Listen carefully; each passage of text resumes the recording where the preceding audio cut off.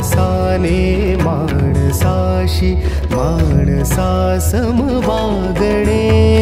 हीच आमुची प्रार्थना, हेच आमुचे मागणे. माणसाने माणसाशी माणसा सम वागणे. हीच आमुची प्रार्थना.